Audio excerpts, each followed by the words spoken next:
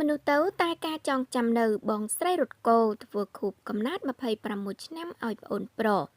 និងសុំអ្នកចូលរួមយកផ្កានេះធ្វើជាកាដូចា៎នៅថ្ងៃទី12ខែមិនិនាឆ្នាំ2026នេះក្រុមគ្រួសារមិត្តភ័ក្តិនិងអ្នកគាំទ្រតារាចម្រៀងរ៉េបរត់កោ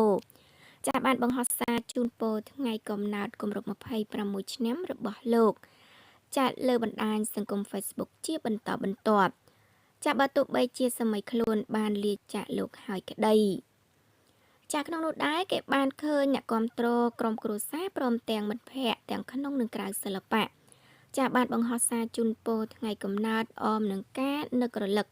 ដល់តារាចម្រៀងរ៉េបរូបនេះផងដែរចាម្យ៉ាងវិញទៀតគេក៏បានឃើញមានតារាចម្រៀងរ៉េប OG Golden ចាក៏បានសរសេរចម្រៀងជូនដល់លោករត់កោនៅថ្ងៃនេះដូចគ្នាចាងាកទៅកាន់ក្រុមគ្រួសារក៏ដូចគ្នាដែរអ្នកគាំទ្របានឃើញបងស្រីបង្កើតរបស់លោករត់កោចាបានបង្ហោះសារជម្រាបពីការរៀបចំកម្មវិធីខួបកំណើតគម្រប់26ឆ្នាំឲ្យប្អូនប្រុសនៅយប់នេះផងដែរក្នុងការរៀបចំពិធីខួបកំណើតរបស់លោករត់កោនៅល្ងាចនេះដែរបងស្រីបង្កើតរបស់តារាចម្រៀងរ៉េបខាងលើបានអញ្ជើញភ្ញៀវចាទូទៅអាចចូលរួមបានគ្រប់គ្នាចាលើពីនោះបងស្រីរបស់រត់កោក៏សុំឲ្យអ្នកចូលរួមយកផ្កាឈូកទៅចាដើម្បីចូលរួមថ្ងៃកំណើតនេះដែរ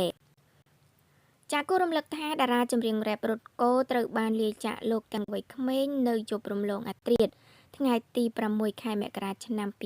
2025កន្លងទៅដោយគ្រោះថ្នាក់ចរាចរណ៍ចាក្នុងនោះការបាត់បង់តារាចម្រៀងរ៉េបរត់កោចាបានធ្វើឲ្យមហាជនអ្នកគាំទ្រក្រុមគ្រួសារនិងមិត្តភ័ក្តិមានការសោកស្ដាយយ៉ាងខ្លាំង